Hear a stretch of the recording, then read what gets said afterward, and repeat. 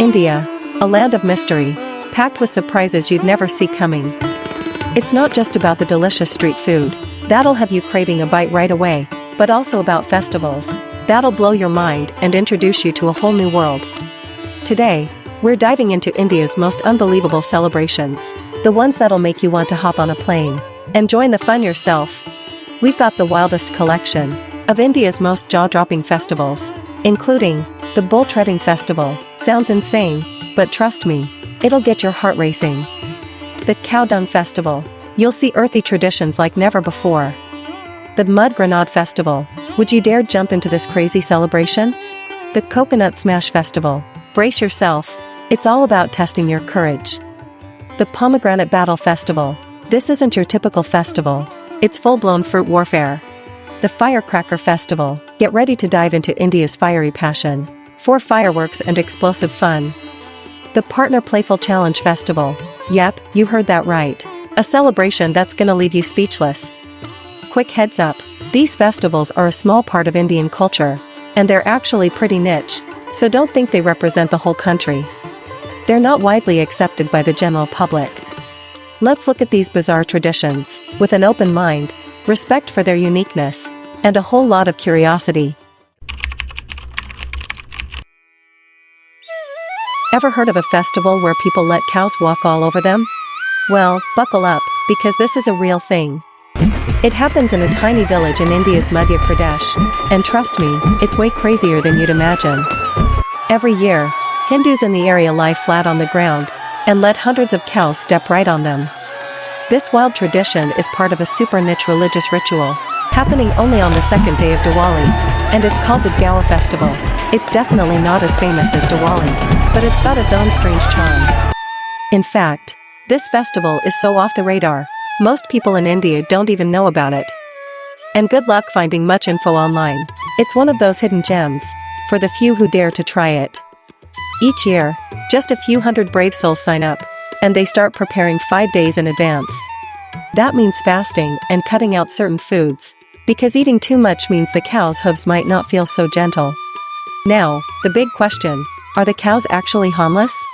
That's where it gets interesting. Some people truly believe these cows are super gentle. They're convinced the cows won't hurt them. Mother cow would never harm anyone, they insist. The whole point of this bizarre event? To make a wish, by letting cows walk over your body. But here's the kicker, it doesn't seem to be working out too well. Nobody in the village has become India's prime minister, or even the country's richest person, let alone hit the jackpot in the lottery.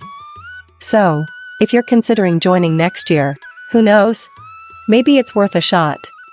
I might just fly over myself, visa or not, fast for 5 days, and let the cow step on me, hoping for my own little miracle.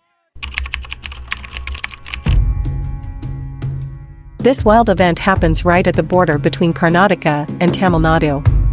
You may not have heard of these places before, but Karnataka's capital, Bangalore, is known as the Silicon Valley of India, and Chennai, the capital of Tamil Nadu, is a major port city, rich in trade and history. Where these two states meet, there's a small village called Gumatapo. It's about 180 kilometers south of Bangalore, right in the heart of Karnataka. Every year during Diwali, there's a strange, one-of-a-kind event that takes place here. It's called the Gowri Haba Dolka Manure Festival. It's usually held on the 5th day of Diwali, right after the main festival wraps up. What's even crazier? It's not just the locals who show up. People from all over travel to join in on this bizarre festival. And get this, they don't wear much. I'm talking shorts and, well, not much else. Naturally, it's mostly men who take part. Now, what exactly happens during the festival? Before the priests start their blessing ceremony, the villagers gather up fresh cow dung and pile it up at the entrance to the temple. Depending on how fresh the dung is, they mix it up, combining dry and wet pieces. Then, they spread it all out when the time comes. So, why on earth do they do this?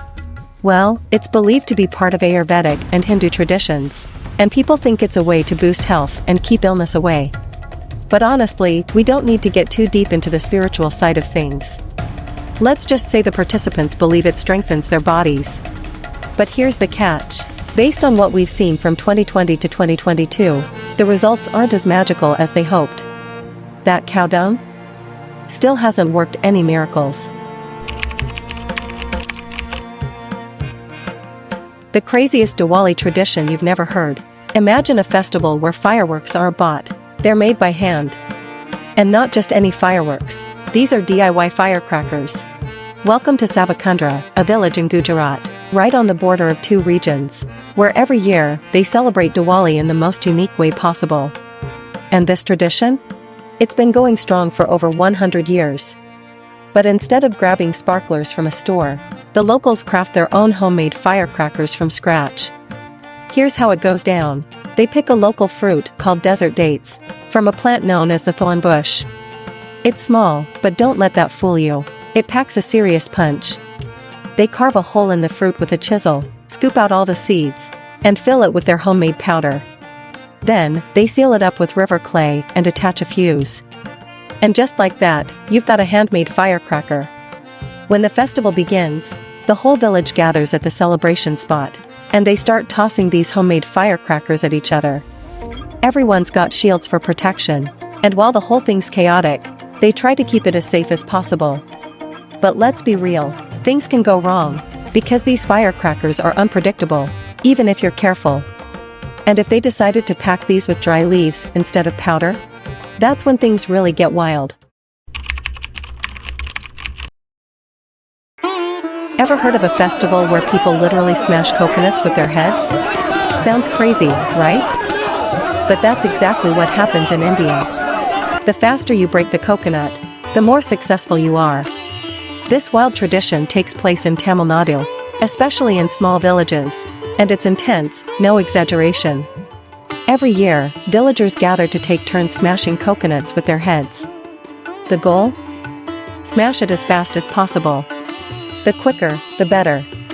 But here's the kicker, this whole thing isn't even originally about coconuts. It started as a way to thank the gods for the rain during the monsoon season, helping crops grow and keeping the land fertile.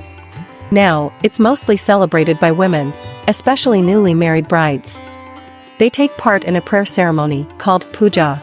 Unmarried women pray for good marriages, and married women pray for harmony with their partners. The coconut smashing part? That was added much later, thanks to a local temple.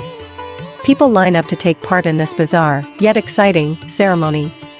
Before it kicks off, the priest gives everyone a heads up. Get ready, form a line, and brace yourselves. Then, the coconut smashing begins. It's not a walk in the park, though. Sometimes those coconuts don't break so easily. And trust me, if you're not careful, you could end up seriously hurt. But that danger is part of the thrill, and the villagers love every second of it. Two stories explain how this tradition came to be. One says that during British rule, the villagers made a deal. If they could smash a stone with their heads, the British would leave their temple alone. Spoiler, the stone didn't break, and the temple was still demolished. The other version aligns more with traditional beliefs. It says that after praying to Lord Shiva without any answers, the villagers decided to prove their sincerity. So, they thought, if we smash a coconut with our heads, it'll show how much we truly believe. And so, the tradition stuck. Even though it may seem bizarre to outsiders, this ritual holds deep spiritual meaning. The villagers believe it helps them connect with the divine, seeking blessings in return. But don't be fooled, there's always a risk involved. Some participants do end up getting injured. And some believe the injuries are a sign from the gods, a divine test. In fact, some people refuse medical treatment, fearing it might anger the gods. Instead, they treat their wounds with herbs at the temple, believing it's part of the process. It might seem strange, but this tradition is a powerful symbol of the community's faith and culture, showing just how deeply rooted these rituals are in Indian life.